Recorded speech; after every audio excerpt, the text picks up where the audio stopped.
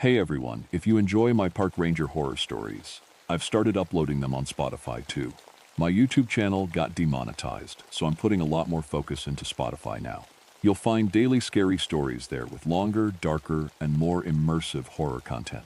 If you want to support the channel, please go follow the Spotify page and leave a 5-star rating. It genuinely helps me keep making these stories. The Spotify link is in the description and pinned comment. Turn off the lights. Put on your headphones and I'll see you there. Want to start with something? Before I tell you anything about the trail, about the forest, about what I saw in that clearing, I want you to look at me and tell me if I seem crazy to you. Go ahead. Look, no, I didn't think so. I'm Dale Mossner. I worked for the National Park Service for 30 years. 30 years of backcountry patrols, rescue operations, missing persons searches. I've pulled bodies out of rivers. I've carried injured hikers on my back for 6 miles in the dark. I've been charged by a bear struck by lightning. Once left arm, 1989, still have the scar. And I have never, not once in 3 decades, filed a report I wasn't 100% sure about. I filed one report I wasn't sure about, just one, this one, and then I retired. Because some things, once you've seen them, you can't unsee them. And some places, once they've found you, they don't really let you go. Note, throughout the interview, Dale keeps his hands resting on the table. About 12 minutes in, he moves the small potted plant, a fern, left on the table by the homeowner, closer to himself. He doesn't seem to notice he's doing it. His fingers rest in the soil for the remainder of the interview. It started in the summer of 1997, June through August. 5 hikers, 5 separate groups, none of them knew each other. They came from different states, Oregon, California, one couple from Ohio who had never been to the Pacific Northwest before in their lives. All of them entered the Hoh Rainforest Corridor on different days, different weather, different trail access points. All 5 came back describing the same trail. Now, let me explain something to you about the Hoh Corridor, because you need to understand this to understand why that was so strange. The Hoh Rainforest is one of the largest temperate rainforests in the entire country. It gets over 12 feet of rain a year. The trees there, some of them have been standing since before Columbus sailed. The moss grows so thick on everything that it swallows sound. You can stand 10 feet from someone in that forest and not hear them moving. It is dense, it is ancient, and it is extremely well mapped. We knew every trail, every spur, every unofficial path that hikers had worn into the ground over decades. This trail was not on any map.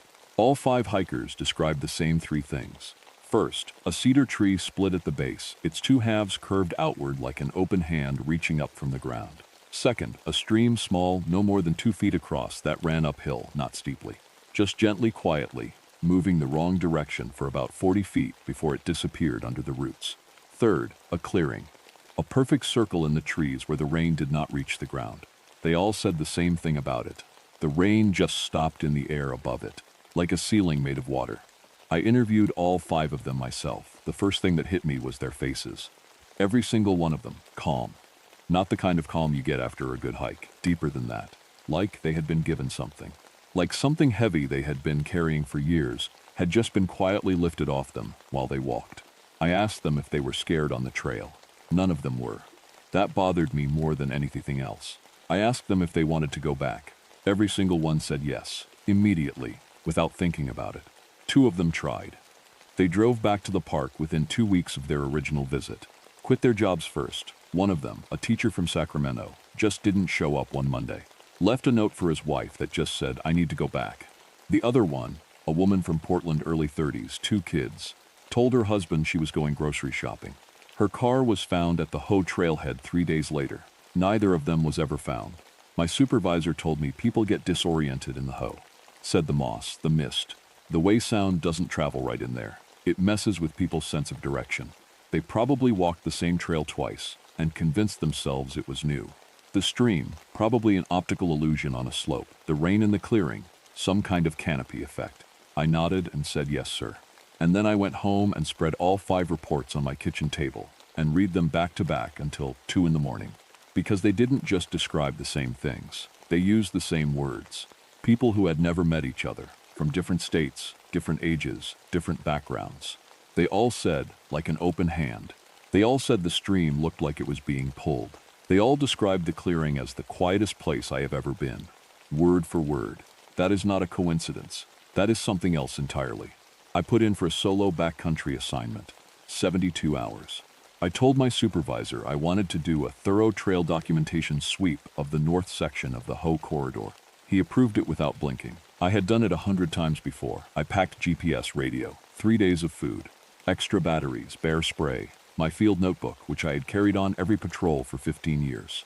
And, if I'm being honest with you, a flask. Don't put that in your documentary. Day one was nothing. And I mean that in a good way. The forest was just itself, the way it always was. That deep, dark, breathing green that you either love or you hate, and I had always loved it. The mist sat low in the trees. A Roosevelt elk crossed my path about an hour in, and we looked at each other for a long moment before she walked on. I followed my GPS, documented everything, found nothing unusual. Camped that night by a small creek, ate my food, slept well. Day 2 was different. I noticed the moss first. I had been in that forest for 20+ years, and I knew what moss looked like. It grows on everything, the trees, the rocks, the fallen logs. It grows in every direction, no pattern, just thick green chaos covering everything it can find. That's how moss works. Not here, not in this section. Here the moss was growing in shapes, segons. Perfect 6-sided cells like a honeycomb, covering the bark of every tree within a 100-yard stretch. I knelt down and looked at it up close. The borders between each hexagon were razor clean. I took photographs. I told myself it was some kind of unusual growth pattern. Maybe the light came through the canopy at a specific angle. Maybe it was a disease. I kept moving. That night, and this is the part I have never put in any official report, I heard it breathe. I was in my sleeping bag. It was around 2 in the morning, and the forest was doing what the Ho does at night, which is get so quiet it almost has a sound of its own. A low hum, like the whole place is one giant living thing just barely keeping still. And then, from below me, from beneath the ground, I heard it. A breath. One long, slow inhale that I felt more than heard. The ground under my sleeping bag got warmer. Not hot, just warm. The way a dog feels warm when it curls up against you. I sat up, I put my hand flat on the ground. It was warm. The soil was actually warm. I sat there for a long time with my hand on the ground, and I thought about a lot of things. I thought about the 5 reports on my kitchen table. I thought about the missing teacher and the missing woman with 2 kids. I thought about getting up, packing my gear, and walking out of there in the dark. I did not get up. I told myself I was staying because it was my job, because those 2 people were still missing, because somebody needed to find out what was happening in this section of the park. But that wasn't entirely true. The other part of the truth was that the warmth felt good.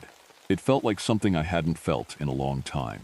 Like the ground was just glad I was there. I picked up my radio. Signal was clean. I called base, gave my location, said everything was normal. I didn't mention the breathing. On the morning of day 3, I woke up and the trail was just there. I don't know how else to say it. I had been in that area for 2 days, and there was no path. Just dense undergrowth, ferns, fallen logs, the usual tangle of a forest that does not want you to walk through it easily. And then I woke up, and 20 feet from where I had slept, the undergrowth had parted, cleanly, like curtains being pulled back from a window. A clear path, soft bare earth leading into the trees. It wasn't there the night before. I stood and looked at it for a long time. Then I picked up my radio. No signal. Dead. I checked the GPS, frozen.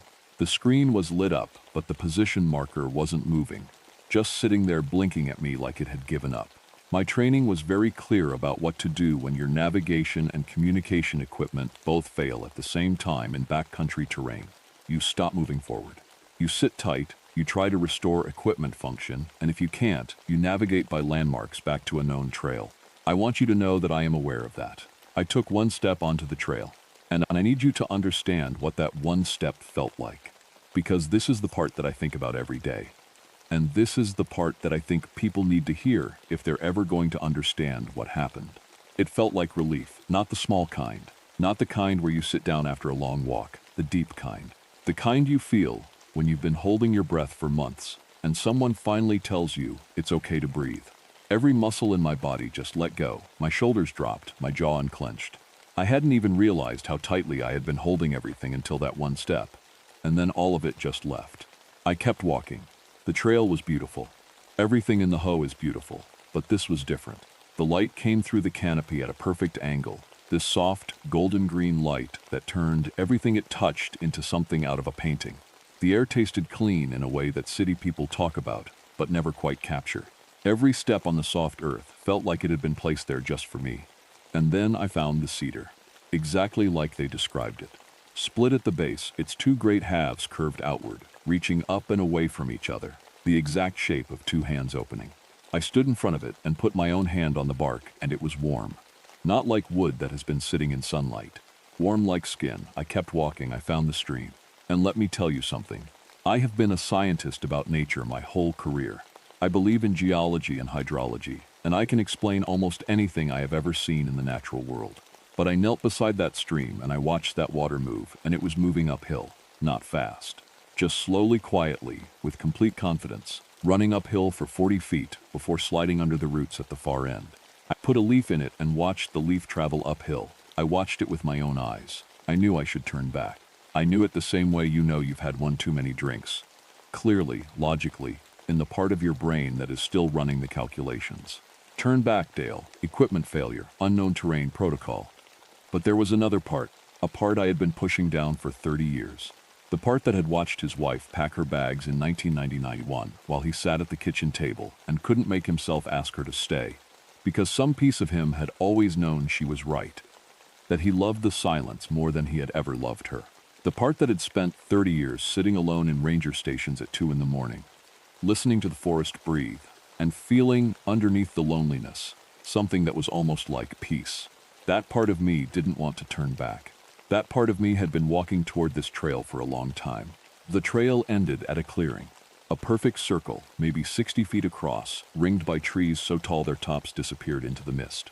And above the clearing, I am telling you exactly what I saw. The rain was hanging in the air, not falling, not stopped in some trick of the wind, just suspended. Thousands of tiny drops sitting completely still at a height of about 20 feet, like someone had pressed pause on the sky. I reached up and put my hand into the bottom edge of it. The drops were cold on my fingers, real. Not an illusion, not a trick of the light. I pulled my hand back and it was wet.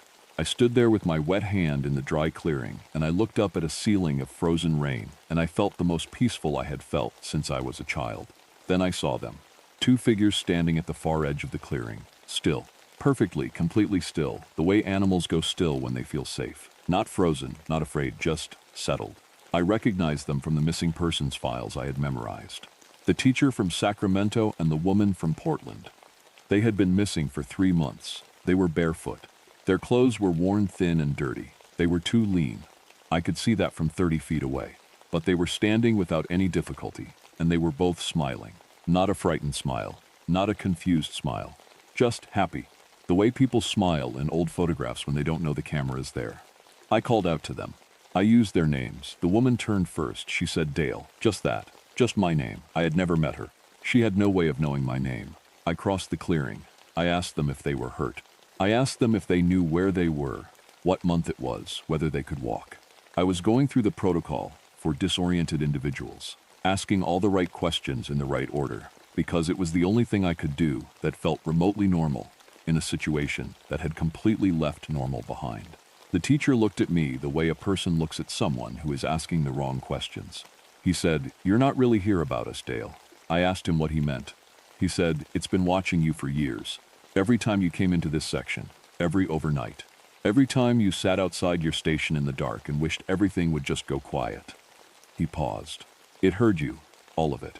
I told him he didn't know what he was talking about. The woman said, "It doesn't want to hurt you. It's just been alone for a very long time, longer than you can imagine, and it is very good at knowing which people feel the same way." I looked at her. I looked at him. I looked at the rain hanging above us, perfectly still, and I felt it. The pull. Coming up through the soles of my boots, through the earth, through whatever was beneath the earth. I felt it the same way you feel music in your chest at a concert. A warmth, a pulling warmth. Like something enormous and patient and very, very old was reaching up from somewhere deep and saying simply, "Stay." I want to be honest with you. I stood there in that clearing for a long time. I thought about my empty house in Port Angeles. I thought about the silence of my station at 2 in the morning. The good silence and the bad silence. The way they feel exactly the same until you're too far in to tell the difference. I thought about 30 years of walking into the wilderness because people weren't enough, and coming back because the wilderness wasn't quite enough either. I thought, what if this was the thing that was enough? The teacher looked at me and said, very quietly, "You can stay, Dale. Nobody's waiting for you." That was the cruelest thing anyone has ever said to me, because it was true. I want to tell you about something I noticed just before I turned around, my boot prints. The trail was soft earth, and I could see my prints clearly. Every step I had taken from the cedar to the stream to the clearing, each one pressed cleanly into the ground. Normal, but when I looked closer, when I really looked, I could see older prints, my prints. The same boot size, the same tread pattern, worn down in the same place on the right heel. Dozens of them, overlapping each other, going forward, some of them going back, some of them only going forward, and they were old. Some of them were weeks old. A couple of them, I am not a man who says things he can't back up. A couple of them looked like they had been there for years, pressed deep into the soil and grown half over with moss. I had been on this trail before, not consciously, but I had been here before. Every time I came into this corridor, every solo overnight when I would walk a little off trail just to feel the deep forest around me. Every time I stopped and put my hand on a tree and felt the bark and felt something underneath it, something slow and vast and breathing. I thought I was just appreciating the nature. I was being walked here, step by step, season by season, the path getting a little more worn each time. It had been building toward this for years. It chose the hikers, not because it wanted the hikers. It chose them because they would be reported missing, because I would be assigned to investigate, because I was the one it actually wanted, and it needed a reason to bring me all the way in, all the way to the clearing, all the way to the point of no return. It hadn't lured 5 hikers. It had set a trap for 1 ranger. The teacher was still watching me. The woman was still smiling that terrible, peaceful smile. I thought about how well it had read me, how accurately, how it had found the exact right spot, that hollow place in me that 30 years of silence had carved out, and offered to fill it, with peace, with belonging, with an end to the loneliness that I had made such a good life out of pretending wasn't there. I am telling you right now, the hardest thing I have ever done in 30 years in the wilderness was turn around. Not because of fear. I want to be clear about that. Because it felt like walking away from something I had always wanted. I turned around. I walked back up the trail. I passed the uphill stream. I passed the cedar. I did not look back. I walked until the trail closed behind me. And it did close. I heard it. The soft rustle of undergrowth returning to its place, like a door shutting gently. And I kept walking until I found my camp and I packed my gear, and I walked out of the Ho corridor without stopping. I filed my report. I listed what I found as unusual environmental features, investigation inconclusive. I did not mention the clearing. I did not mention the breathing. I did not mention any of it. 2 weeks later, I put in my retirement papers. My supervisor asked me why. I told him 30 years was enough. Note, this is where Dale moves the potted fern closer to himself. His right hand drops into the soil. He doesn't look at it. He keeps talking, and that's it. That's the whole story. I drove home. I filed my paperwork. I retired on a Friday in October of 1997, and I have been in this house in Port Angeles ever since, 22 years. I have not been back to the Ho corridor. I have not been back to any section of that park. I sleep fine. I really do. I keep the windows open because I like the night air, and sometimes the wind comes off the mountains and there's a smell in it. Moss and cedar and wet earth. But that is just the Pacific Northwest. That is just where I live. I am fine. He is quiet for a long moment. His fingers are deep in the soil of the fern. The fern's leaves are leaning slightly toward him. I notice this but say nothing. I just want people to know. If you ever walk a trail and every step feels too good, if the forest around you feels too quiet, too right, too much like exactly what you needed, if the ground beneath you feels warm, turn around. It doesn't want to hurt you. That's the thing I keep trying to explain to people when I tell this story. It's not evil. It's not a monster. It has been in the ground beneath that forest for longer than any human being has been alive, and it is lonely in a way that I don't think we have a word for. It just wants company. It's very patient. It is very good at finding the people who want to disappear. And if you're one of those people, if you know what I mean when I say you've been carrying something heavy for a long time, and some quiet, dark piece of you is always looking for a place to put it down, be careful in the Ho. Be very careful. End of recorded interview. Interview concluded at 4:17 p.m. Dale Mossner shook my hand at the door and thanked me for listening. His hand was cold, but his grip was steady. He seemed, as I have said, completely fine. Documentarian's footnote: Dale Mossner was reported missing on September 8, 2019, 4 days after this recording was made. His car was found at the Ho Rainforest Trailhead at 6:45 a.m. on September 9th. The engine was still warm. His keys were in the ignition. His wallet and phone were on the passenger seat. A search and rescue team entered the corridor that morning. Two rangers, both veterans with more than 15 years of experience in the park, reported finding a trail approximately 3 miles in that was not on any park map. They described it as a clear, open path through dense undergrowth. One of the rangers described the air on the trail as the freshest I've ever breathed. The other ranger said she felt, and I am quoting her field report directly, like someone had taken a weight off my chest. They were ordered to stop and return to the trailhead immediately. Both complied. The search for Dale Mossner was called off after 11 days. He is listed as a missing person. He is 66 years old. He has no living relatives. His house in Port Angeles has been empty since September 2019. The potted fern he touched during our interview I took home with me. I'm not sure why. It is sitting on my desk as I write this. It seems to be doing very well. It is leaning toward me. My name is Ellen Cortland, Ranger First Class, badge number 41 I have been with the National Park Service for 6 years. Before that, I was an Army medic for 8. I have seen things that would make most people stop sleeping. I say this not to brag. I say it so you understand that when I tell you what happened in Cabin 7C, I am not someone who scares easily. I am someone who counts things. I have done it since Kandahar. My therapist called it a grounding technique. I called it staying alive. When everything around you is loud and wrong and falling apart, you count. Steps, breaths, heartbeats, the number of boots you can see on the ground. Counting gives you a floor to stand on when the floor is gone. It makes the world make sense. It takes everything that's spinning and pins it down. I want you to remember that. Before you read the rest of this, I want you to understand that counting was the thing that kept me sane for 14 years. I did not know it could be turned against me. The assignment came in on a Tuesday, standard winter patrol. Cabin 7C in the Nyack Coal Creek backcountry, Glacier National Park, Montana. Elevation 6,400 feet, 20 miles from the nearest road. The cabin had missed 3 consecutive radio check-ins. The ranger stationed there, Ranger Dale Harwick, age 41, 8 years with the service, no prior incidents, had not responded in 5 days. The official reason for sending me alone, manpower, 3 rangers down with flu. Weather window, 2 days before the next storm front.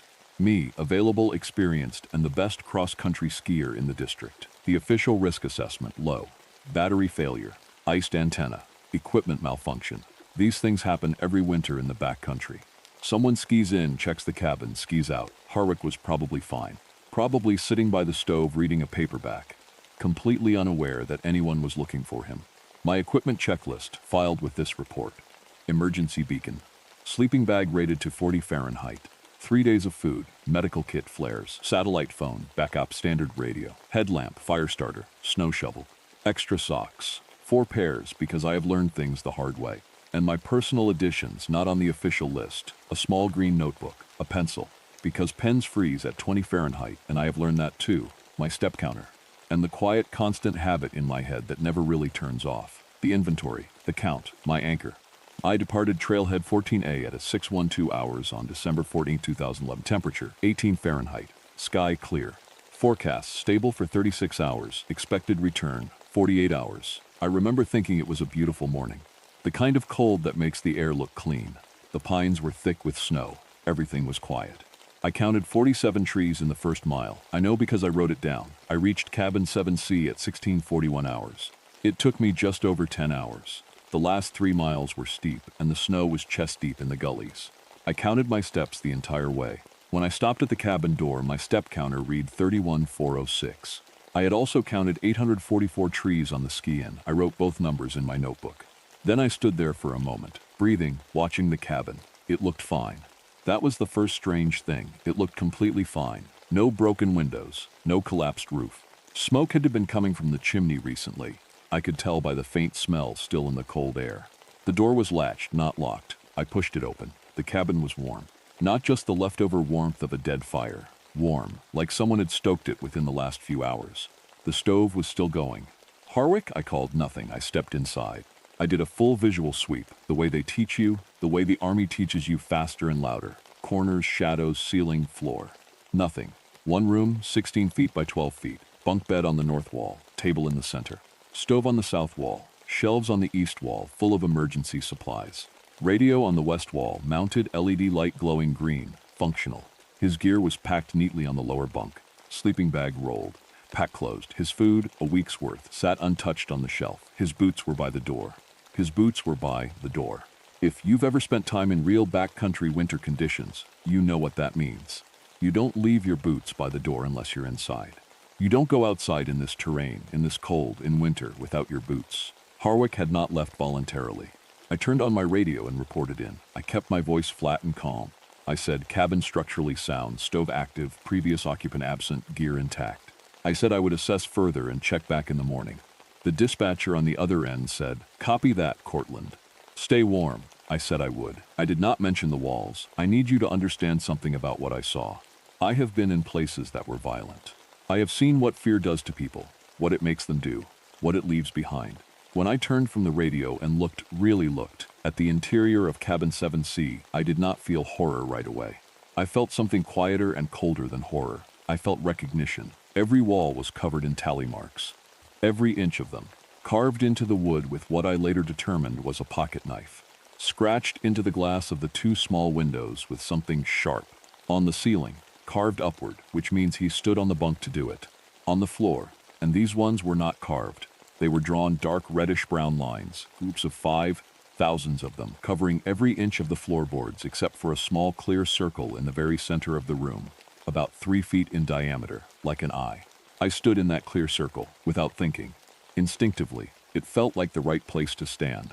Then I did the only thing I knew how to do. I counted them. West wall, all 337. East wall, where me 1. North wall, 1,644. South wall around the stove, careful not to touch, 3102.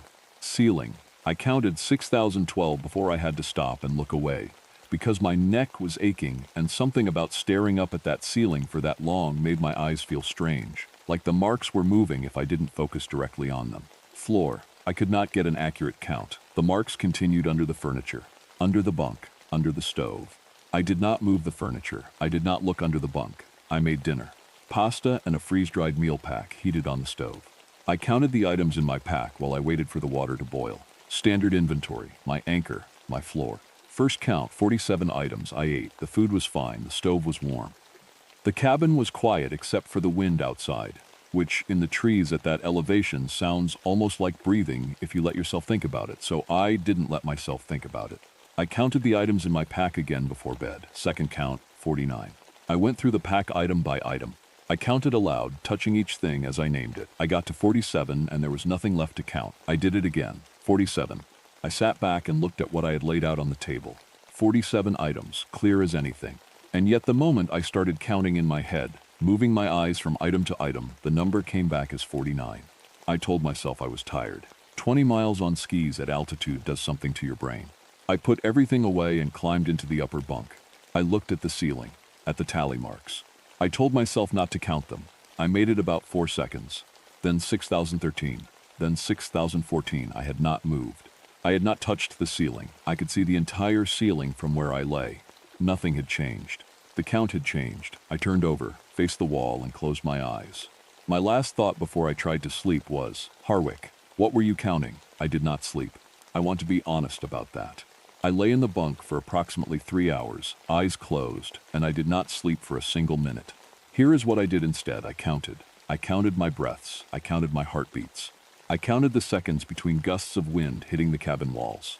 I counted the number of times the stove popped and ticked as the fire settled. Counting is how I fall asleep. Has been for years. You count. The world gets small. The world gets manageable, and then it gets dark and quiet and you're under. But something was wrong with the counts. Not dramatically wrong. Not 10 fingers. Count them. You have 17 wrong. Just off, a little too high. Consistently, persistently too high. I counted my breaths per minute. 14. That's normal. Then I counted the sounds of breathing in the room. Mine. 1. The wind outside, which sometimes sounds like breathing. 1. Total 2. I counted again. Total sounds of breathing in the room. 4. I opened my eyes, sat up, looked at every corner of the room. I turned on my headlamp. I swept the beam across every inch of the cabin. Nothing. The room was exactly as I had left it. Gear on the lower bunk. Table in the center. Stove, radio. Walls covered in marks. Nothing else. I counted again. 3. I cannot explain this to you in a way that sounds rational, so I'm going to stop trying and just tell you what happened. I counted the items in my pack again. 47, then 51, then 48. The numbers were not consistent. They were not even close to consistent. In 30 years of counting, my counts have always matched. My counts are how I know I am okay. They are how I know where I am. And my counts do not change between one moment and the next, with nothing in the room touching anything. I got out of the bunk. I stood in the clear circle on the floor, that small eye of unmarked wood in the center of the room, because it still felt like the right place to stand, and I was past asking myself why. I stood there and I looked at the west wall and I counted the tally marks, 4,337. I had counted 4,003 on the west wall when I arrived. I counted now, 4,338. One new mark. I walked to the west wall. I put my face 2 inches from it and I looked at every group of 5. I was not wrong. There were 4,338 marks. One of them was lighter than the others, fresher, the wood fibers still slightly raised. It was real. It was physical. It had not been there before. I had not made it. I had not touched the wall. I had been on the bunk. I went back to the center circle. I stood there and I thought very carefully about what a rational person does in this situation. A rational person calls it in. A rational person says, "Something is wrong in this cabin. I don't know what. I'm coming out." A rational person does not spend the night counting marks that multiply on their own. I picked up the radio. I held it. I put it back down, because here is the thing. Here is the part that I have a hard time writing, even now, even in this report that no one may ever read. I was scared to call it in. Not because I was embarrassed. Because I was scared that if I said the words out loud, the tally marks increased by themselves. I counted and I keep getting wrong numbers. Then whatever was making that happen would know I knew. And knowing felt dangerous, and not knowing felt worse. And I was standing in a circle of bare floorboards in the middle of a room covered in marks made by a man who was gone. And I was counting, and the numbers kept coming back wrong. I tried one more time, a full count of everything I could verify. Items in pack, 47. Trees I could remember from the ski-in, 844. Steps on my counter, 3146. Total marks visible on the west wall, 4,038. Sounds of breathing in the room, 5. I sat down in the center circle. I pulled my knees to my chest. I wrote in my notebook in very small letters, "I am beginning to understand what Harwick was counting." The following is reproduced from Ranger Cortland's handwritten entry in the official cabin log, a log she was not authorized to write in. Her handwriting has been verified by a forensic documents examiner. This entry is time-stamped by the cabin's automatic log clock at 0214 hours, December 15th, 2011. I'm going to write this down because if I don't write it down, I am going to scream, and I cannot scream because I don't want them to hear me. I have been counting heartbeats for the past hour. Mine, 71 per minute. I know my resting heart rate. I've known it since Army training. 71 beats per minute. That's me. That's what I feel in my own chest. But when I count the heartbeats, I can feel in this room. Not hear, feel. Through the soles of my feet, through the floorboards, through my palms when I press them flat on the wood. The total is not 71 per minute. The total is 214 per minute. 3 extra heartbeats. 3 separate rhythms, not mine. I mapped them. I walked around the room pressing my palms on the floor and I found them. One near the door, slow and heavy. One near the stove, faster, almost nervous. One directly beside the lower bunk, so close to where I sleep that I can feel it in my back when I lie down. 3 things in this room that have heartbeats. 3 things I cannot see. I have stopped trying to explain this. I've been explaining things all night. Faulty readings, altitude, fatigue, carbon monoxide from the stove. I checked. The CO alarm is functioning. Reading 0. I have run out of explanations. So I'm going to just say what is true. There are 3 other living things in this cabin with me. They are not visible. They are not making sounds I can identify. But they have heartbeats, and they have presence, and my count keeps finding them. I think I know what happened to Harwick. He was a birder. I read his file on the way up. Birdwatcher for 20 years, kept meticulous counts of every species he ever observed. Counting was his thing, the way it's my thing. He came out here for a standard 2-week patrol, and something in this cabin, something about this specific location, this specific spot, started giving him wrong numbers. And he did what any counter does. He tried to get the count right. He started over. He counted more carefully. He counted the walls, the ceiling, the floor, trying to find the source of the error. Trying to isolate the variable that was off. He never isolated it. Because the variable isn't in the room. The variable is the room. I think something is thin here. Not a hole, not a door, just thin. Like a spot in an old piece of cloth that's been rubbed too long. And on the other side of the thin place, there are things that don't exist in the way we exist. They don't have bodies. They don't make sound. But they have presence. They have number. They can be counted. And Harwick counted them. And when he did, when his count found them, they found him back. He kept counting because if he stopped, he wouldn't know where they were. I understand that now. I understand it in my body. The moment I stopped counting for more than a few minutes tonight, the heartbeat by the bunk moved. I know it moved because when I started counting again, it was closer to me than before. The count is the only way I can track them. The count is the only thing keeping them at a distance I can understand. But here is what scares me more than any of this. I tried to stop counting. I really tried. I sat in the center of the floor and I looked at the wall and I told myself, do not count the marks. Do not count your breaths. Do not count anything. Just be in the room. Just be here without measuring it. I lasted 11 seconds. The habit is too deep. It's not something I do consciously anymore. It's something I am. The counting happens before I decide to count. It's in me the way breathing is in me. And as long as I'm counting, they know I'm here. And as long as they know I'm here, they're getting closer. The one near the door is not near the door anymore. I can feel it, pulse, pulse, pulse, somewhere to my left, maybe 4 feet away. When I count now, I get 5 heartbeats. 2 of them are mine. I don't know what that means. I don't want to know. I'm going to lie down. I'm going to close my eyes. I'm going to count backward from 1,000 and pretend that when I open them, the numbers will be what they should be. Current count, 3 presences. Closest, approximately 3 feet, north side of the bunk. At least the count is steady. At least that's something. At least I know where they are. I'm going to close my eyes now. I packed in the dark. I did not make coffee. I did not eat. I was on my skis before the sun touched the tops of the peaks, and I did not look back at the cabin when I left. I want to be specific about why I didn't look back. It wasn't because I was afraid of what I would see. It was because I was afraid of what I would count. The return trip took 9 hours. I know the investigators noted this in the file. Yes, that is fast. Yes, that pace is physically remarkable for those conditions, for that terrain.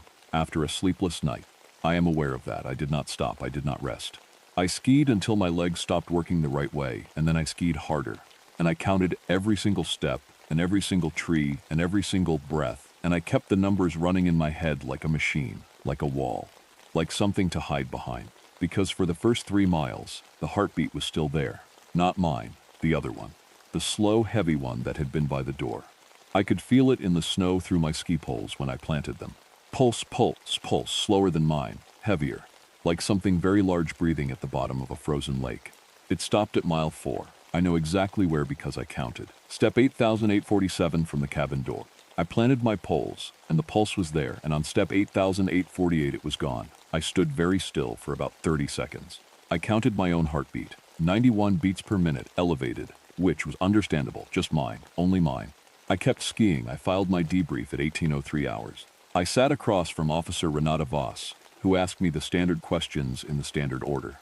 I answered them calmly. I recommended the decommissioning of Cabin 7C.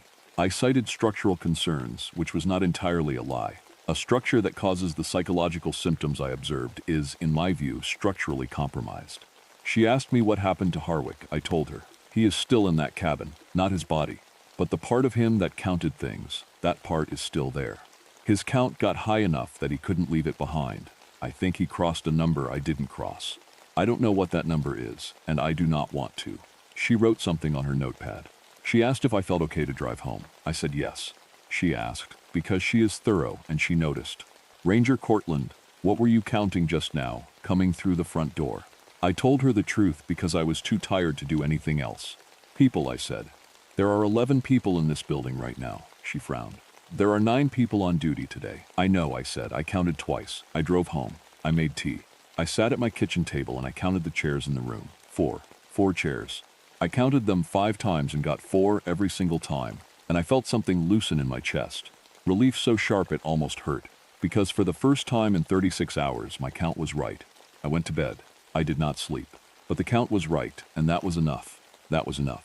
The above report, filed by Ranger First Class Ellen Cortland on December 16, 2011, was reviewed, stamped, and archived in the standard manner. Cabin 7C was formally decommissioned on January 3, 2012. Ranger Dale Harwick was listed as a missing person. His case remains open. This footnote is added to document subsequent developments. Between December 16, 2011 and June 1, 2012, Ranger Cortland submitted 14 separate requests to return to the Nyack Coal Creek backcountry area. All 14 were denied. Her final request was received on June 1, 2012. It consisted of a single sheet of standard office paper, filled margin to margin, top to bottom, in very small, very even handwriting. The sheet contained no words, no sentences, no formal request language. It contained only the number 7, repeated until the page had no room left. Ranger Cortland is currently on administrative leave. The reason listed is behavioral concerns following extended field assignment. The incident that prompted the leave. She was observed in her offices on May 28, 2012, by 3 colleagues, counting aloud. She counted for 11 consecutive hours. She did not break for lunch. She did not use the restroom. She did not speak except to count. When her supervisor finally intervened and asked what she was counting, Ranger Cortland looked at him with an expression that he described, in his own incident report, as completely calm, like someone explaining something very simple to someone who should already know it. She said, "Them. They followed me back from the cabin. There are 7 of them in this room right now, and you cannot see a single one of them.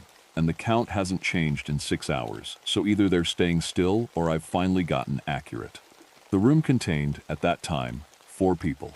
Attached to the back of this file, one scanned image of the Nyack Coal Creek Cabin 7C logbook, final page, final entry. Written by Ranger Dale Harwick. Timestamp, 23 and 47 hours, December 9, 2011. The entry reads, "Total count as of U347 hours. I have counted them and the number is," the sentence ends there. The pen line trails off and stops. Below the entry, in different handwriting identified by the forensic documents examiner as belonging to Ranger Ellen Cortland, a single word has been written. Ranger Cortland was not in Cabin 7C on December 9, 2011. She was not assigned there until December 14th. There is no record of any prior visit. There is no explanation for how her handwriting appears in a logbook entry made 5 days before her arrival. The word she wrote is, "enough." Second footnote. Added by Records Clerk, June 30, 2012. Ranger Cortland's administrative leave status was updated on June 18, 2012. She has not reported to the office in 12 days. Her apartment was checked by a welfare officer on June 19th. No signs of a struggle, personal effects intact, food in the refrigerator, lights left on. Her step counter was found on the kitchen table.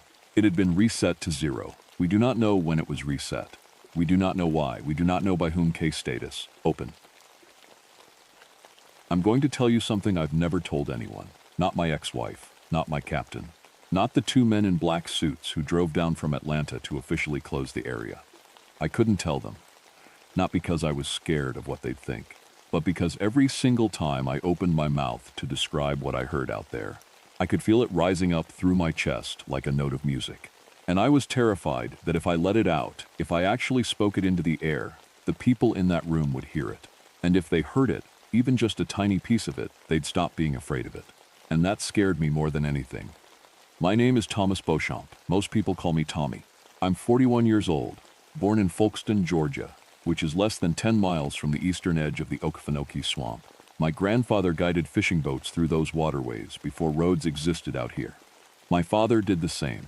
By the time I was 4 years old, I had already seen a cottonmouth snake strike at a man's boot, and I didn't cry. I didn't even flinch. The swamp was just home.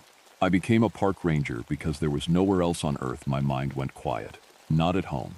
Not in my marriage, which, to be fair to my ex-wife, wasn't her fault. I was just always somewhere else in my head. But out there, in the Okefenokee, with the black water and the cypress trees so old they lean over the surface like old men looking for something they dropped. Out there, I could breathe. 438,000 acres. Peat bogs up to 15 feet deep. Some of that peat has been building up for 7,000 years. The water is the color of tea because of all the tannins. The canopy is so thick in some places that noon looks like dusk down at water level. Sound moves strange out there. A gator can bellow 20 feet behind you, and it'll sound like it's half a mile away. A bird can call from the other side of the swamp, and it'll feel like it's sitting on your shoulder. I knew every inch of that place. I had paddled every waterway, marked every nest, logged every unusual behavior I'd ever seen. In 17 years, the swamp had never once frightened me. Until October 2016. It was a Tuesday when Dr. Priya Nair showed me the photographs. Priya was a wildlife biologist from the University of Florida. Sharp woman. The kind of scientist who never got excited about anything. Because in her world, excitement meant you'd let your feelings get in front of the facts. I liked that about her. She didn't look sharp that morning. She looked like someone who hadn't slept in several days, and had stopped trying to pretend otherwise. When I walked into the ranger station, she was standing over a table covered in printed photographs, and she had both hands pressed flat on the surface like she needed the table to stay steady. "Close the door," she said. I closed the door. The photographs were stills pulled from the wildlife cameras we had placed deep in the interior of the swamp, 3 miles past the last public access point. In an area most rangers didn't bother checking because nothing of particular interest had ever happened out there. Dense peat bog, low water, hard to reach. The first photo showed a clearing, which was already strange, because that area of the swamp didn't have any clearings. Peat bogs don't work that way. They're thick and overgrown. But there it was. A roughly circular open space, maybe 40 feet across, surrounded by cypress trees. And in that clearing, animals. Dozens of them. Gators, sandhill cranes, wild boar. What looked like a Florida panther crouched low near the edge. Herons, rabbits, raccoons. A black bear standing at the back, all of them facing the same direction, all of them completely still. "When was this taken?" I asked. 6 days ago, Priya said. "That's the first one. Keep going." I went through the stack. Every 12 hours, the camera had taken another photo. The clearing was in every single one. And in every single one, the animals were in the same position, facing the same direction, motionless. But in each new photo, there were more of them. More animals had joined. By the 6th photo, the most recent one, taken the previous morning, I counted 257 individual animals. I laid the photos out side by side and looked at them for a long time. "They haven't moved in 6 days, I said. Priya shook her head. Her voice dropped to almost a whisper. "Nothing has eaten, Tom. Nothing has fought. Nothing has left. 6 days predator and prey, standing 3 feet apart, and not one of them has moved." She paused. "A heron is standing on the back of a wild boar in the 4th photo. The boar didn't move. The heron didn't move." She looked at me. "I need you to go out there." I looked at the photos one more time, specifically at the deer in the front of the congregation. Its eyes were wide open and wet-looking. Even in a still photo, something about its expression made my stomach drop. Those weren't calm animals. Those were animals that couldn't look away. I left at sunrise the next morning in a flat-bottom John boat. Single paddle. Standard gear plus a satellite phone, which I'd never actually needed before. The kind of thing that makes you feel silly for bringing until the moment you desperately need it. The first hour was normal. The swamp in early morning is one of the most beautiful things I've ever seen. Mist sits on the black water about knee-high. The herons stand in the shallows like gray statues. Spanish moss hangs off the cypress branches like something an old house left behind. I've paddled this stretch so many times I could do it with my eyes closed.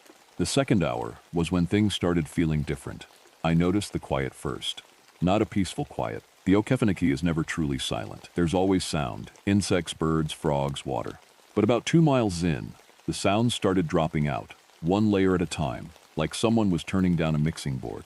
The insects went first, then the frogs, then the birds. For about 15 minutes there was nothing. Just the sound of my paddle and the water.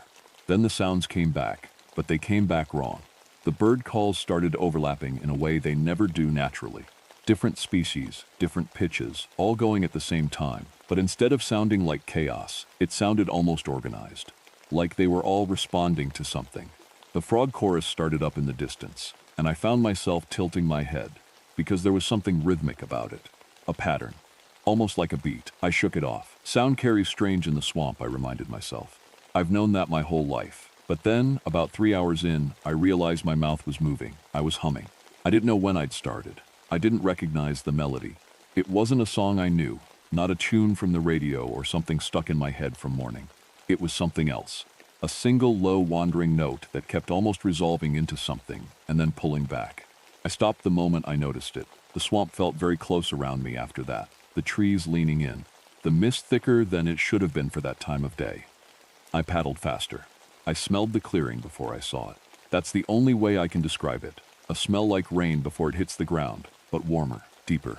Like something old being turned over. The trees opened up and there it was. The photos hadn't done it justice. I want you to understand that. A photograph can show you what something looks like. It cannot show you what something feels like from 30 feet away. And the feeling of that clearing hit me like a wall of warm water the moment the trees parted. A pressure in my chest. Low and wide, like the first note of a church organ heard from inside the building. Not painful, not threatening, just enormous. There were over 300 animals in that clearing. I stood at the edge of the boat and I counted. and I stopped counting at 300 because my hands were shaking too badly to hold my notebook. Every animal was facing the same direction, toward the center of the clearing, toward a spot where the peat was paler than the rest, almost white, almost glowing. I stepped out of the boat. I want to be honest with you. I knew, in the sensible part of my brain, that I should stay in the boat. A 12-foot alligator was lying 5 feet to my left. A Florida panther was crouched 10 feet ahead. These are animals that kill. These are animals that I have personally helped recover human remains from over the years. But the sensible part of my brain was not in charge right now. I walked into the clearing. The gator didn't move, didn't blink. His eyes were open and fixed forward, and there was something in them that I'd never seen in a reptile's eyes before. Something I can only describe as longing. Like he was hearing a sound just barely out of his range and leaning his whole body toward it. I walked past him. I came up beside a white-tailed doe. She was trembling. Every muscle in her body was shaking so fine and fast it looked like she was vibrating. Her eyes were so wide I could see white all the way around the iris. She was terrified. Absolutely, completely terrified. But she didn't run. She couldn't run. Whatever was in the center of that clearing, whatever was producing that pressure in my chest, it had her. It had all of them. And then I felt the first real wave of it hit me. It came up through the soles of my boots, through the ground, up through my legs and spine, and into the base of my skull. A vibration, not quite a sound. More like the idea of a sound. The way you can feel a truck pass on the road before you can hear it. My back molars hummed with it. My vision blurred at the edges, just slightly, for just a second. And then my chest did something I'm not going to be able to explain properly. It opened up. Like something had been squeezed tight in there my whole life, since my divorce, since my dad died, since every small hard thing that accumulates in a grown man's chest over 41 years, and it just released all of it. I wanted to sit down. I wanted to sit down right there in the mud, surrounded by 300 frozen animals, and I wanted to close my eyes and let it take me the rest of the way. I made myself keep walking. The center of the clearing was about 20 feet across. The peat there was pale and thin, almost translucent, like skin over a vein. The other animals hadn't gone this far in. There was an empty space here, a ring of bare ground, like they'd left it open, like they were making room. I knelt down. The glow was real. I'd thought in the photos it might have been a camera trick, a reflection, some trick of the light. It wasn't. Beneath the surface of the thin peat, something was pulsing. A blue-white light, slow and rhythmic, like a heartbeat but slower, one pulse every few seconds. Soft, steady. I pressed my hand flat on the ground, and I heard it. 3 seconds. That's all it lasted. 3 seconds of direct contact, and then my arm jerked back on its own. A survival instinct kicking in underneath everything else. Some part of me that was still animal enough to protect self. But in those 3 seconds, I'm going to try to explain this, and I know it's going to sound crazy, but I need you to understand that I am not a man given to crazy explanations. I believe in what I can see and touch and measure. My whole career has been built on observation and facts. What I heard in those 3 seconds was a single, pure, sustained note. That's all. Just a note, a sound. But it was complete. That's the only word I have.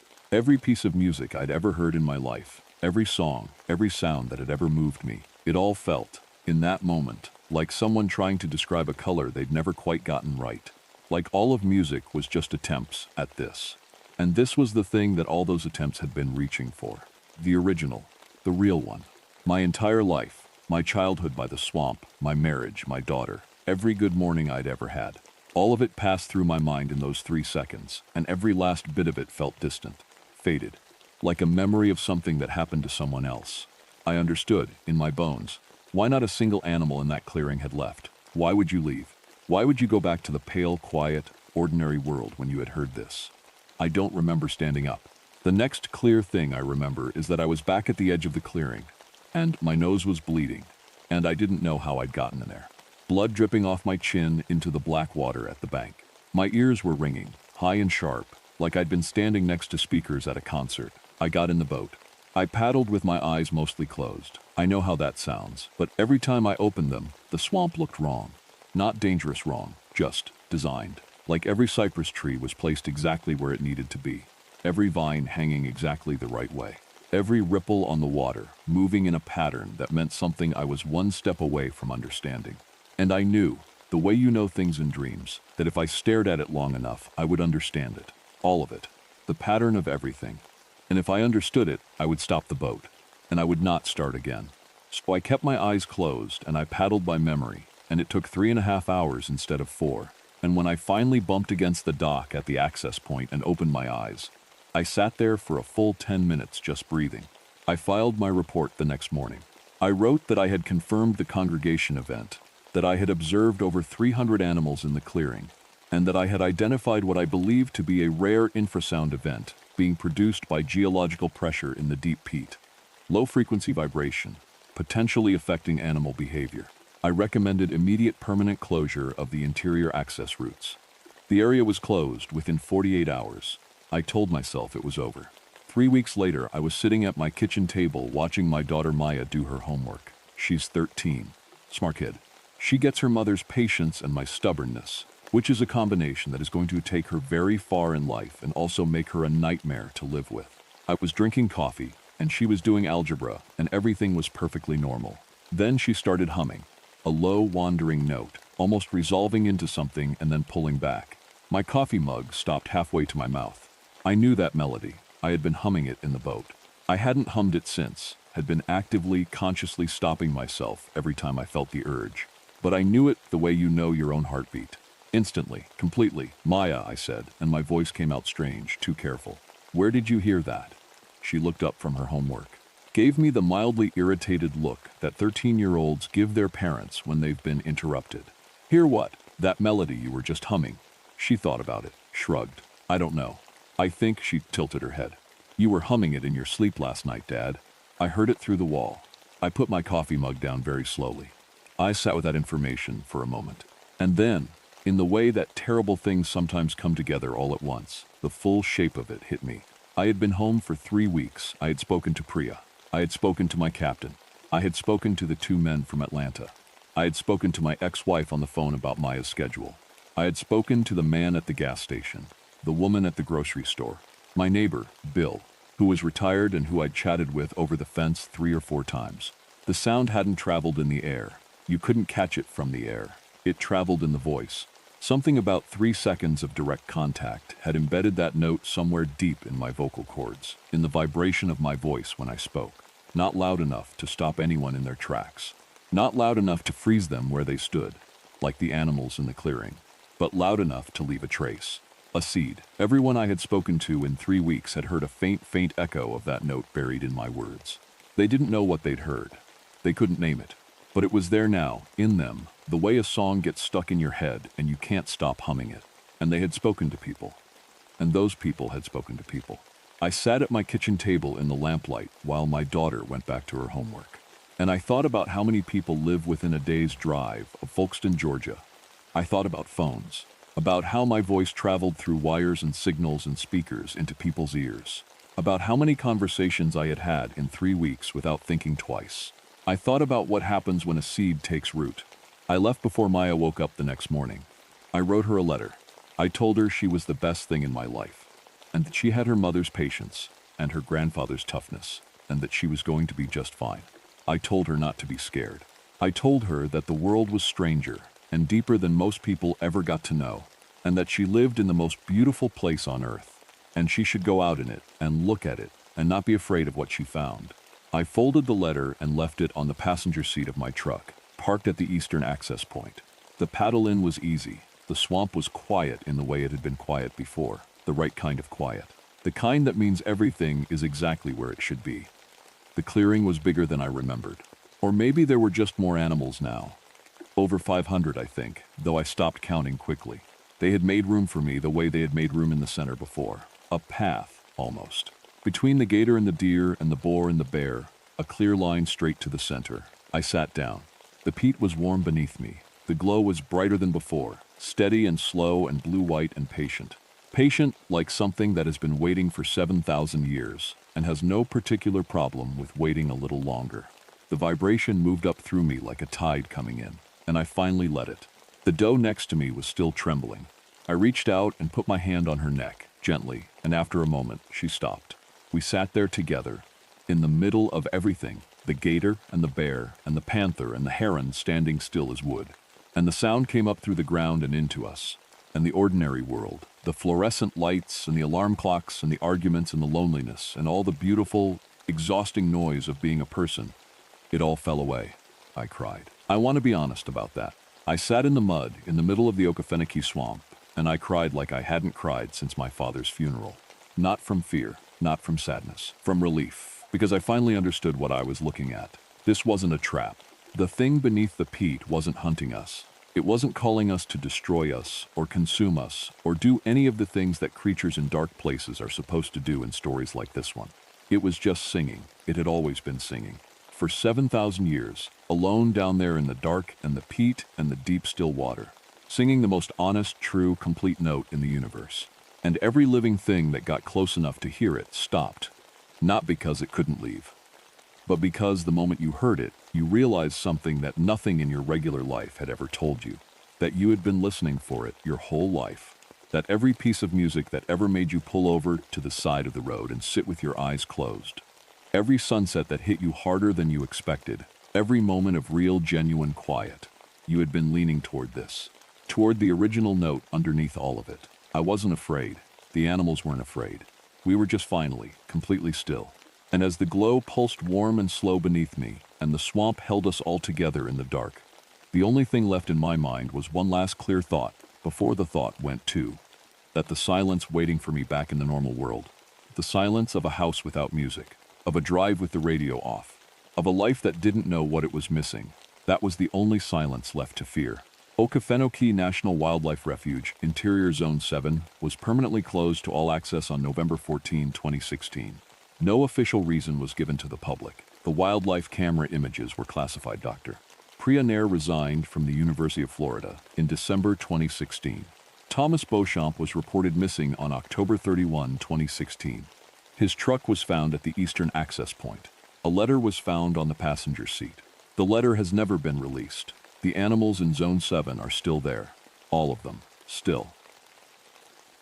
I need someone to tell me I'm wrong. I've watched the footage 40 times now. 41. I'm sitting in my truck in the parking lot of a Waffle House off Route 441, and my hands won't stop shaking, so I'm recording this because I need a record. I need proof that I said something, that I tried. Deputy Williams had his body camera running when Aaron Suttles walked out of the woods today. Wide angle. Caught the whole parking lot. I counted 19 people in that shot. Searchers, deputies, volunteers, a couple of hikers who had nothing to do with any of it. 19 people. I've studied the way things move for my entire adult life. Bears, elk, deer, coyotes, people. I can tell you which bear is coming down a ridge just from the rhythm of its walk. That's not a brag. That's just what I do, what I am, and I need someone to tell me I'm wrong. Because I've watched the footage 41 times, and 3 of those 19 people are walking with a stride length of exactly 31 inches. Exactly. I'm going to start from the beginning. My name is Marcus Cole. I'm a law enforcement ranger with the National Park Service, stationed in the Great Smoky Mountains, Tennessee side. On October 14, 2021, I was called to assist in the search for a missing hiker named Aaron Suttles, age 27, solo backpacker. Last known location, Hazel Creek Trail. I got to the trailhead at 8 in the morning. October in the Smokies is the busiest time of the year. The leaves were peaking. The mountains looked like somebody had set them on fire. Red, orange, gold, all of it burning in the morning sun. Beautiful. The kind of day that makes you feel stupid for ever worrying about anything. There were about a dozen of us at the briefing. Rangers, a couple of sheriff's deputies, some volunteer searchers. Standard missing person protocol. Aaron had a permit for a backcountry campsite near Hazel Creek. He was due out 2 days ago, never showed. His car was still in the lot. Blue Subaru, bumper stickers, nothing unusual. I was paired with a volunteer named Donna. Good woman. Mid-50s, retired teacher, had done maybe 30 searches over the years. Knew the trails. Talked a lot when she was nervous, which was fine. Nervous is normal out here. We started up the trail at about 8:30. I noticed the boot prints within the first mile. Now, I want to be clear. When I say I noticed them, I don't mean they were strange. Not at first. They were the right size. Right tread pattern. Matched the brand Aaron's family said he wore. They were heading in the right direction. Everything checked out. Except the stride. I said it out loud just to get it on camera. Stride's mechanical. Like a metronome. Donna asked me what I meant. I told her that when people hike, their steps change. You shorten up going uphill. You lengthen going down. You step over roots, step around rocks. Your stride is alive. It reacts to the ground. These prints didn't react to anything. Every step was the same distance apart. 31 inches, up, down, flat, rough, smooth. 31 inches, exactly. Donna said maybe he was just a steady walker. I didn't argue, but I felt something cold settle into my stomach, and it didn't leave. The deeper we went, the worse it got.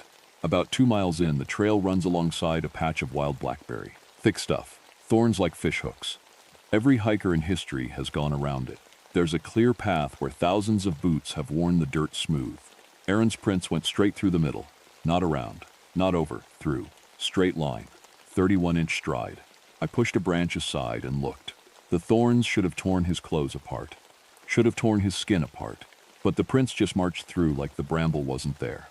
A mile later, the trail crosses Hazel Creek.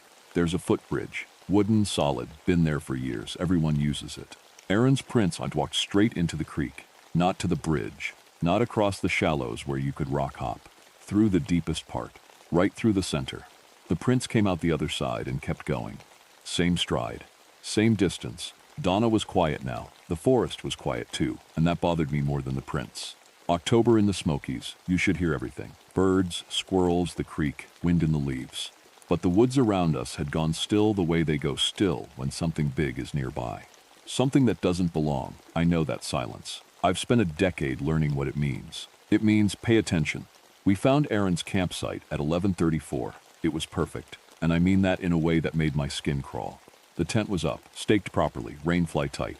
The food bag was hanging from a bare cable, exactly the way you're supposed to do it. 12 feet up, 4 feet from the trunk. His cook pot was clean and stored. His boots were set neatly beside the tent opening. Everything was textbook. Like someone had read a manual on how a campsite should look and followed every instruction to the letter. Donna said, well, at least he knew what he was doing. I was looking at the boot prints. They left the tent and walked due north. Due north from that campsite is a ravine wall, not a slope, not a steep hill. A near vertical rock face, 60 feet of moss-covered stone dropping straight down to a creek bed full of boulders. No trail goes north, no reason to go north. Nothing is north except a fall that would kill you. I walked to the edge and looked down. The boot prints went over. They continued down the vertical rock face. 31-inch stride, evenly spaced. Like something had walked straight down the wall the way you and I walk down a hallway. Donna was standing behind me. She looked. She said, that's not possible. I didn't say anything. I just stood there, staring at those prints going down a cliff face like gravity was a suggestion. And I felt the cold thing in my stomach turn into something worse. I felt certain. If you've never been in Smoky Mountain fog, I need you to understand something. It's not like regular fog. It doesn't drift in, it arrives. 1 minute you can see 100 yards up the trail. The next minute you can see 15 feet, maybe 10. The world just closes around you like a fist, and everything beyond that circle of visibility is gone. Not hidden, gone. The fog came in at 1:47. Donna and I were heading back down the trail toward the trailhead. I'd radioed in what we'd found, the campsite, the prints, the ravine. I didn't mention the impossible parts. I just said the tracks were inconsistent and we needed a bigger team. I was trying to be professional about something that had no professional explanation. Then I heard the footsteps. Ahead of us. On the trail. Coming from the direction of the trailhead, which meant coming toward us. They were steady. Rhythmic. Exactly the sound a person makes when they walk with a stride of 31 inches on packed dirt. I stopped. Donna stopped. I called out. Aaron Suttles? The footsteps stopped. The silence lasted maybe 5 seconds. 5 of the longest seconds of my life. Then the footsteps started again. But the rhythm was different. The stride had changed. It was longer now. More uneven. A slight drag on the left foot. A heavier landing on the right. My stride. That's my walk. The left drag is from a torn meniscus I never got fixed. The right landing is from a habit I picked up running ultramarathons. Nobody would know that pattern unless they studied me. I hadn't walked yet. I'd been standing still when I called out. It heard my voice, just my voice, and from that it figured out how I move. Donna whispered, Marcus, someone's coming. I put my hand on her arm. I didn't say a word, but I pulled her off the trail, into the trees, and I made us stand absolutely still. The footsteps passed us. My stride, my rhythm, my limp, going the wrong direction, heading deeper into the woods. Walking like me into a place I've never been. We waited 5 minutes, then we got back on the trail and moved fast. Not fast enough. It was standing in the trail, 15 feet ahead, right at the edge of what the fog would let us see. Like it knew exactly how far our eyes could reach and placed itself at the border. It was wearing Aaron's clothes. The same green rain jacket, the same gray hiking pants, the same pack, the same boots, the same brown baseball cap. It was walking toward us. I radioed. Stop where you are, Park Service, identify yourself. It stopped. It stood perfectly still. Not the way a person stands still, where you shift your weight and breathe and blink. It stopped like someone hit pause. Total freeze. Every muscle locked. Donna let out a breath beside me. Oh, thank God, she said. He's okay. I didn't answer. My body camera was recording, and I need you to understand what it captured. What I saw. What Donna couldn't see from where she was standing. Its feet were not touching the ground. It was walking. The legs were moving. The arms were swinging. The weight was shifting left to right to left, exactly the way a body does when it walks. It was performing every part of walking, 6 inches above the trail. It had learned what walking looks like, but it didn't know that walking means touching the ground. It copied the motion and missed the point. And then its head turned toward me. Aaron Suttle's face. I'd seen his picture at the briefing that morning. Brown hair, brown eyes, thin nose, gap between the front teeth. It was him. Every detail was right. But the expression, it wasn't blank. That would have been easier. It was trying. The face was working through options. Like flipping through a deck of cards. First, surprise, the eyebrows went up, the mouth opened, but too wide, too slow. Like a child doing a school play. Second, fear. The eyes went big, the lips pulled back, but the forehead was smooth. Fear without worry. Third, relief. A long exhale, shoulders dropping, but the eyes didn't change. The eyes stayed in fear while the mouth did relief. Fourth, a smile. Exactly right. The smile a lost hiker gives the people who came to find him. Grateful, tired, a little embarrassed. I've seen that smile 100 times on real people at the end of real searches. But it arrived fourth, after a selection process. After I watched the face audition 3 wrong emotions before finding the correct one. Donna started to walk toward it. I grabbed her arm so hard she yelped. I pulled her backward. I turned us around. And I ran. I have never run like that. Not in any ultramarathon, not in any training, not ever. I ran the way an animal runs when it knows what's behind it. Donna kept up. Fear is a hell of a fuel. And behind us, in the fog, the footsteps followed. They matched us. Exactly. Every change I made, it made. When I sped up, it sped up. When I cut left, I heard it cut left. It was like running from my own echo, so I tested it. I started changing my stride on purpose. I limped hard, the footsteps limped. I sprinted, they sprinted. I skipped a step, stutter-stepped, dragged my foot. Each time there was a gap, maybe 2 seconds, maybe 3. It would stumble, I could hear it, and then it would catch up, adapt, lock in. It was learning, in real time. Every mistake I gave it, it corrected. Every new pattern, it absorbed. It was getting better with every step. Then Donna fell. A root caught her boot and she went down hard, face first into the dirt. I spun around, reached down, and there were 2 of her. One on the ground. Mud on her face, leaves in her hair, blood on her lip, eyes wide and full of real human terror. One standing beside her, clean, upright, reaching toward me with one hand, smiling. The standing one said, "I'm okay, help me up." The one on the ground didn't say anything. She just looked at me with eyes that begged. I pulled up the one who was afraid. We ran. We didn't look back. The footsteps followed for another quarter mile, and then, like a radio being switched off, they stopped. The fog began to thin. The trees opened up. We saw the parking lot. There were maybe 20 people at the trailhead when we came out of the woods. Other search teams, deputies, a couple of EMTs waiting by an ambulance just in case. And standing near the hood of a sheriff's cruiser, talking calmly to Deputy Williams, was Aaron Suttles. Alive, smiling, wearing clean, dry versions of the same clothes I'd seen in the fog. He was telling Williams he'd gotten lost, spent a night off trail, found his way back to an old forest road, and walked out. Simple, believable, the kind of story that happens 50 times a year. Everyone was relieved. People were clapping him on the back. Someone handed him a bottle of water. Donna looked at me like, "See? He's fine." I watched him walk 31 inches, exactly, every step the same, across the gravel, across the asphalt. No adjustment, no variation. The same mechanical stride I'd followed for miles through impossible terrain. Deputy Williams clapped him on the shoulder. "Glad you're safe, buddy." Aaron's face did the thing. It started with nothing, a blank reset, like a screen going dark for half a second. Then the options, humble first, then surprised, then something that wasn't quite an emotion at all, more like a placeholder, then grateful, the right answer. The face a young man makes when a kind stranger is glad he's alive. Nobody noticed. Because why would they? He looked right, he sounded right, he was close enough. Close enough is all it takes. Aaron Suttles got in his blue Subaru. He started the engine. He drove out of the parking lot, took a right on the highway, and headed toward Bryson City, toward the gas stations and grocery stores and neighborhoods and schools. I said nothing. Who would I tell? What would I say? The man you just watched drive away is not a man. Something in the fog copied him like a photograph and sent the copy out. I know because his walk is wrong. They'd think I was broken. Maybe I am. I went back to my truck. I sat there for a long time. Then I pulled up the footage. Deputy Williams' body cam captures the whole parking lot in a wide shot when Aaron walks out of the woods. I requested it for the case file. Standard procedure. I watched it once, then again, then again. I started counting. In gait analysis, every person has a signature. It's like a fingerprint. No two people walk exactly the same way, because no two people have the same body, the same injuries, the same habits, the same life. Your walk is the story of everything you've ever done, written in motion, unless you don't have a story. Unless you never learned. Unless you've just copied someone else's stride and used it like a mask.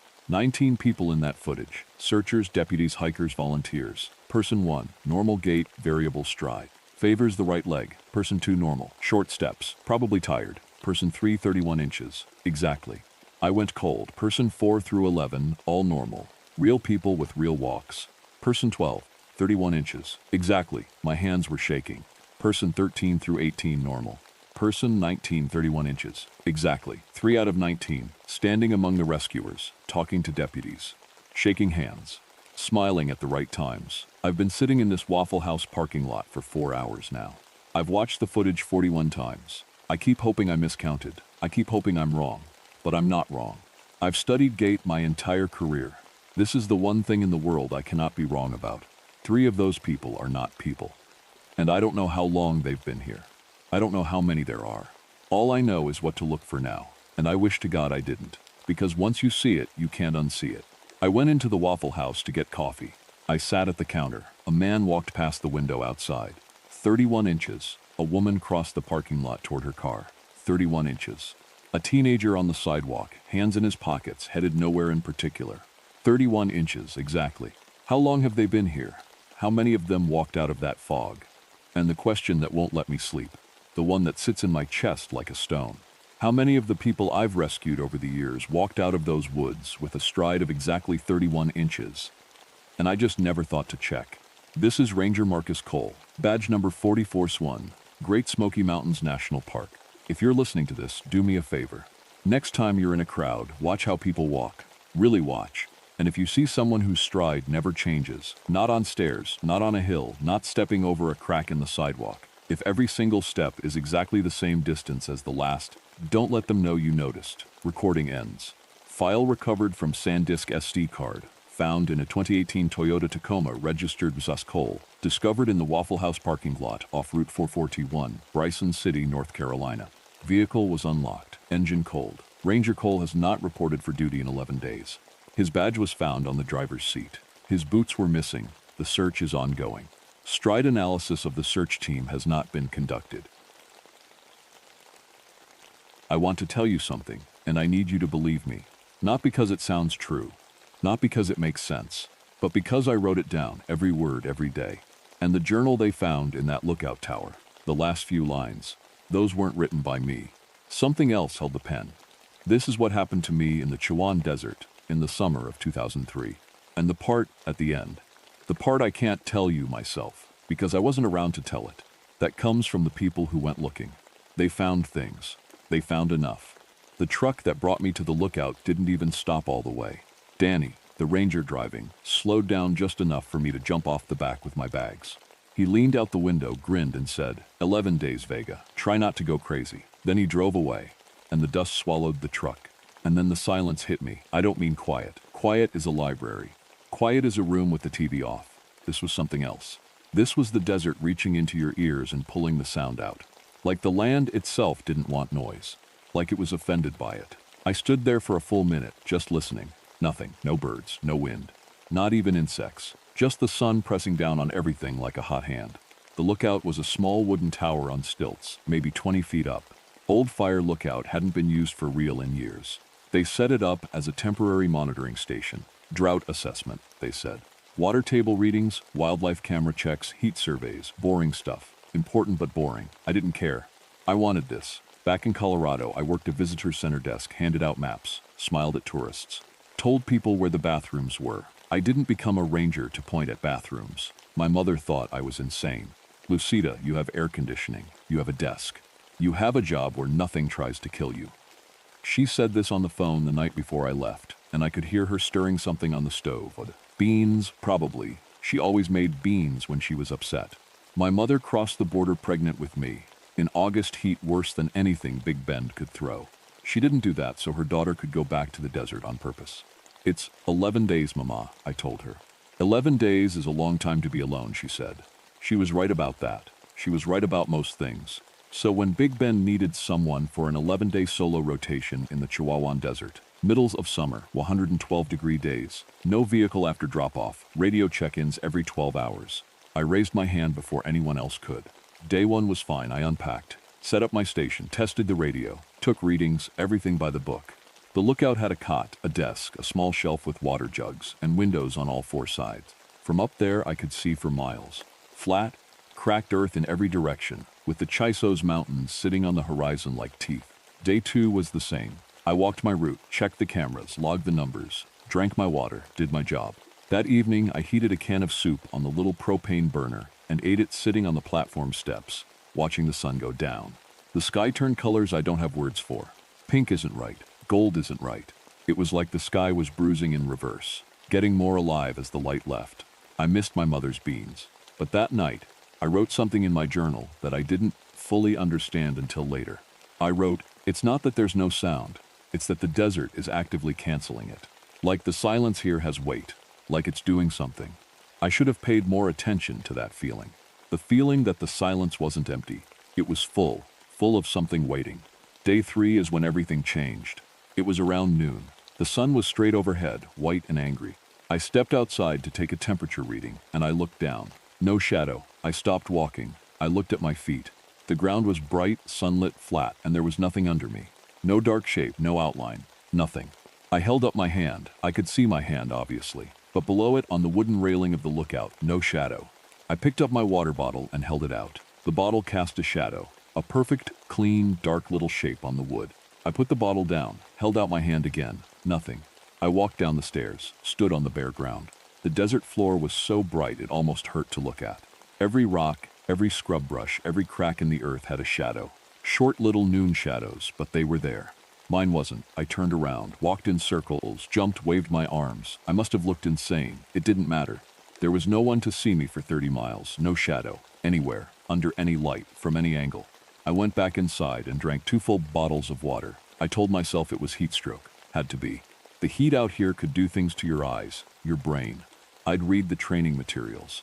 Visual distortions, hallucinations, confusion. This was just that. Except I didn't feel confused. I felt sharp. Clear.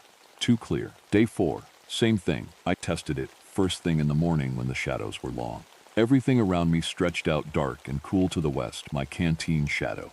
My boot shadow when I set them on the ground. The lookout shadow. A big rectangle on the dirt. But where my body should have printed itself onto the earth. Nothing. Just light. Like the sun didn't know I was standing there. I radioed base that afternoon, kept my voice casual. "Hey, quick question. Can extreme heat affect shadow visibility? Like, mess with how you see them?" The guy on the other end laughed. "You mean like a mirage?" "Yeah, heat can do weird things to your eyes. Stay hydrated, Vega." "Yeah," I said. That's what I figured. I didn't push it. Because what was I going to say? My shadow is gone? They'd pull me out. Put it in my file. The woman who cracked on a solo rotation. I'd be back at the visitor center pointing at bathrooms before the week was out. So I said nothing. That night, I stood inside the lookout with a flashlight. I pointed it at the wall and put my hand in front of it. No shadow on the wall. The flashlight made shadows of everything else. The desk, the chair, the water jugs.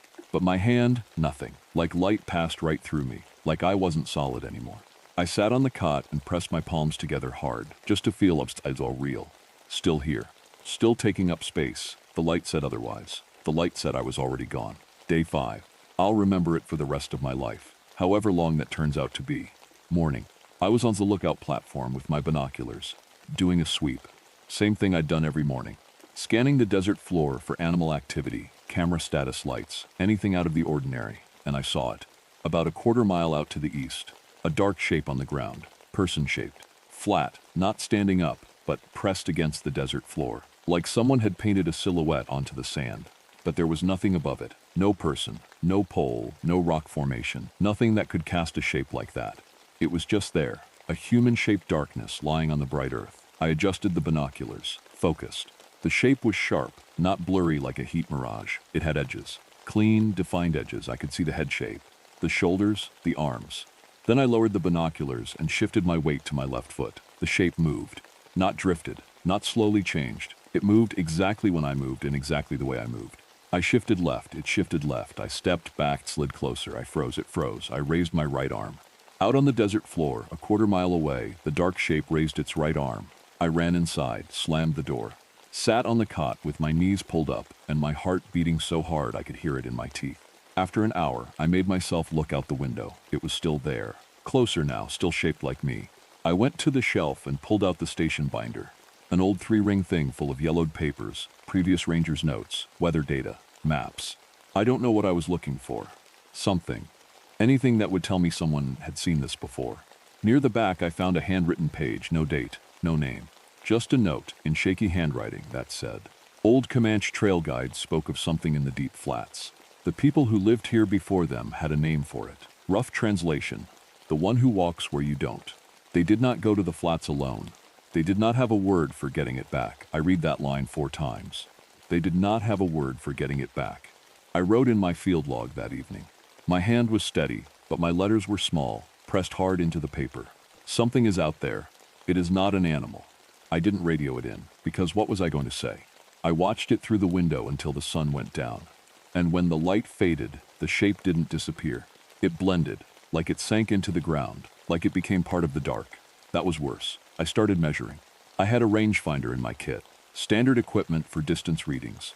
Day 6, I pointed it at the shape first thing in the morning. 400 yards. I wrote it down. I did my work. I tried to act normal. Every hour I checked. 400 yards, 400 yards, 400 yards. Then, just before sunset, 380.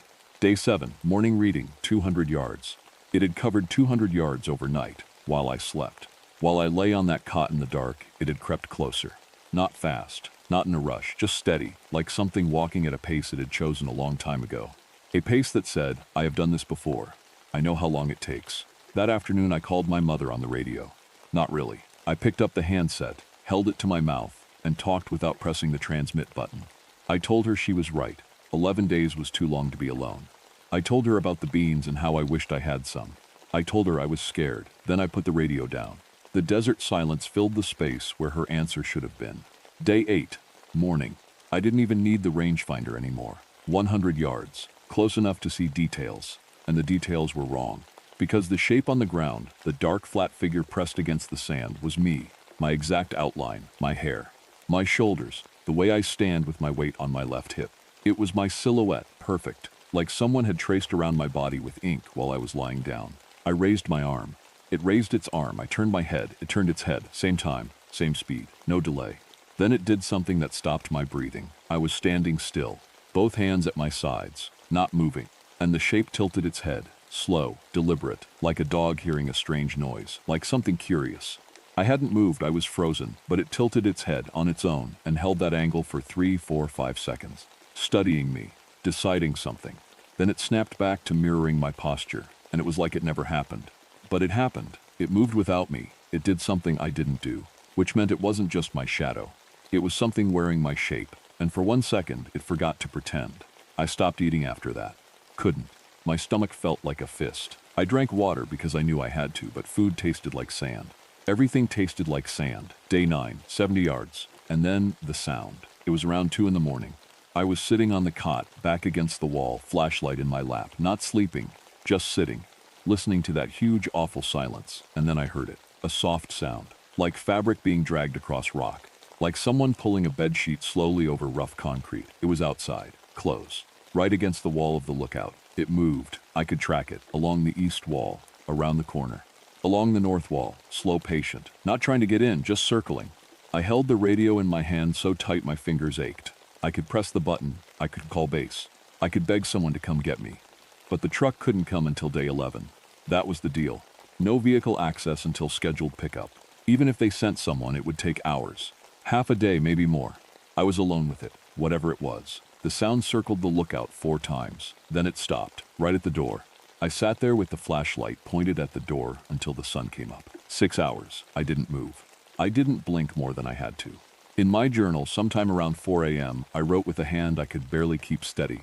It's patient. That's what scares me most. It's not in a hurry. It knows I can't leave. One more night. That's what I told myself. One more night, and the truck comes, and I get in and I leave, and this becomes a story I tell no one, ever.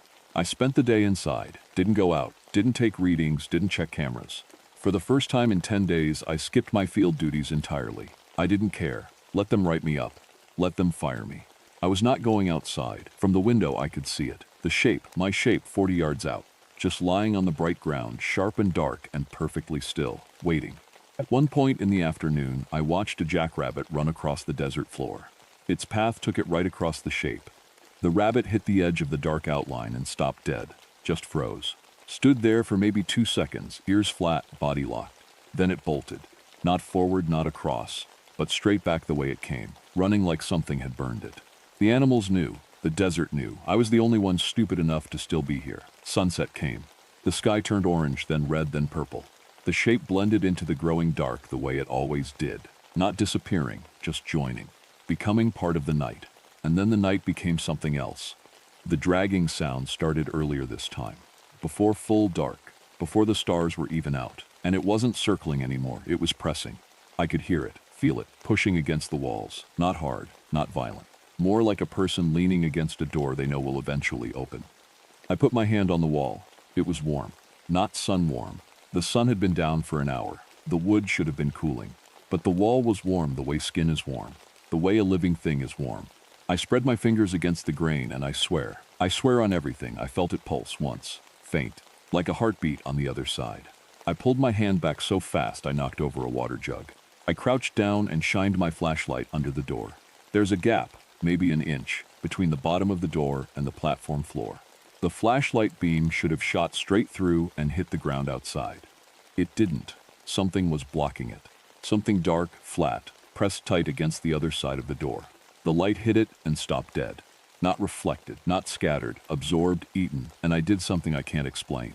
I sat down on the floor, cross-legged, facing the door, and I spoke to it. What do you want? The desert silence that followed was different. I'd spent 10 days in silence. I knew what empty silence felt like. This wasn't empty. This was the silence of a room where someone is sitting very still, listening to you, deciding what to do next. I know you're there, I said. My voice was cracked and thin. I sounded like a stranger. I've known since day 3. Nothing. That note in the binder. The one who walks where you don't. That's you, isn't it? Nothing. But the warmth on the wall behind me grew by 1 degree. I felt it on my back, through my shirt. I can't give you what you want, I whispered. The silence held for a long time. A minute, maybe 10. Then the warmth faded. The gap under the door cleared. The flashlight beam shot through and hit the ground outside like normal. It pulled back. Not far, probably. Just enough. I sat on the floor with my back against the cot and I cried. First time in 11 days. First time in years, maybe. I cried the way I did when I was little, and my mother would hold me and say, "Ya ya mija ya paso." But nobody said that now. Nobody held me. I was alone on a dark floor in a wooden box in the middle of nothing, and something that shouldn't exist was waiting outside to finish what it started. I didn't sleep. I watched the dark. I waited for morning like a child waiting for a parent to come home. Counting seconds, counting breaths. Dawn came slow and golden, and I almost broke apart with relief. Morning light poured through the windows, and the world looked like it was trying to apologize. I stood up. My legs were stiff, my back screamed, my eyes burned. I walked to the window and looked out. The shape was gone. The desert floor was clean, bright, empty. Just sand and rock and scrub brush, all casting their normal, honest shadows in the low morning sun. I looked down at my feet. My shadow was back. It was there, stretched out behind me on the floor, dark and solid and mine. I moved my arm. It moved. I stepped left. It followed. I laughed. It came out broken and high and a little wild, but I laughed. And the sound hit the silent desert and came back to me, and I didn't care that nothing answered. I packed my bags. I walked outside. The air was already warming, but it felt clean. I stood on the platform and looked at the flat, empty desert, and I could see the dust trail. The truck.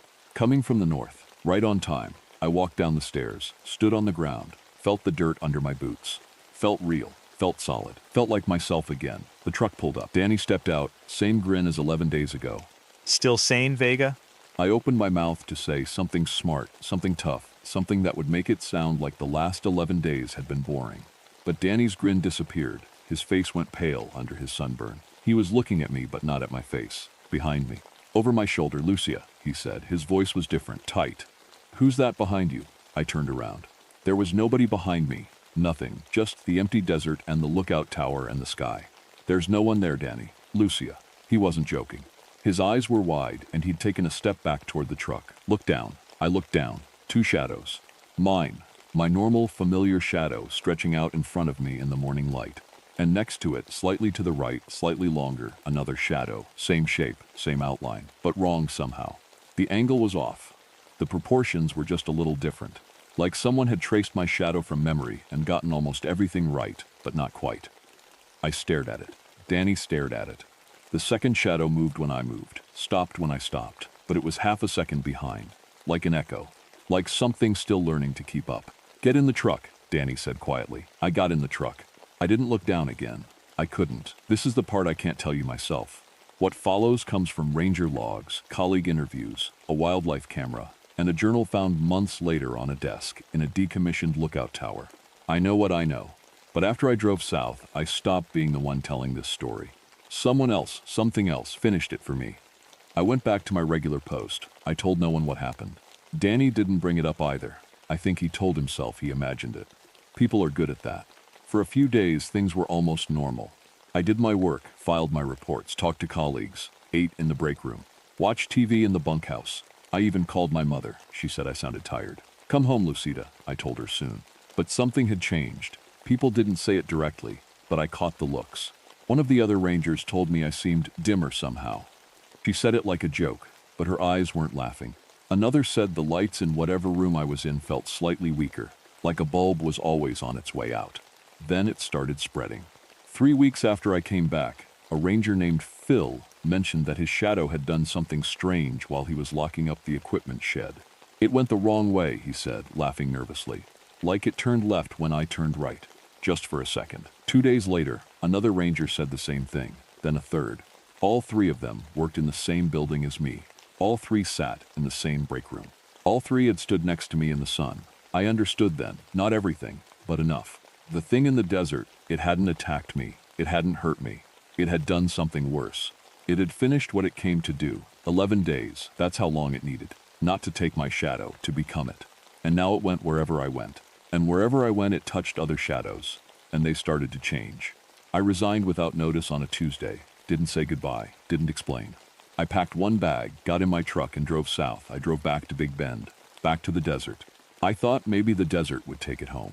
Maybe if I stood on those flats again, it would peel off me like a bandage and slide back into the sand where it belonged. Or maybe I just knew I couldn't carry it into any more rooms full of people, any more cities, any more places where shadows gather and overlap and nobody watches them. I parked at a trailhead, left my keys on the seat, and I walked into the desert. They found the truck a week later. Keys on the seat, just like I left them. A wildlife camera near the trailhead had captured a single image that night. A figure, walking into the desert, alone, casting 2 shadows, in opposite directions, under moonlight that should have cast none. They decommissioned the lookout for good after that. The official reason was structural damage. Months later, a maintenance crew went up to clear out the equipment. On the desk, under a water jug, they found my journal. The entries matched my handwriting until the last page. The last entry was written in a hand that was close to mine but not mine. Neater, slower, more careful. Like something that had watched me write for 11 days and had finally learned how. It said, "She carried me out." There are so many shadows here in the city. So many places to walk where people don't. And in the margin of every ranger log filed from that station for the rest of that summer, written in small patient letters that nobody at the station recognized, 2 words, over and over, "Still here."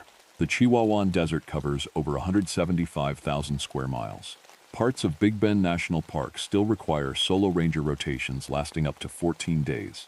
The deep desert light is so pure and harsh that shadows don't bend at the edges. They cut, clean and sharp, like something drew a line between where you are and where you aren't. The people who lived on this land long before it was a national park had a name for the thing that lives in that line. They didn't talk about it often. And they never, ever had a word for getting rid of it. Rangers who work the backcountry will tell you the same thing. After enough days alone, you start watching your own shadow for company. They just never ask the obvious question. What if it's watching you back?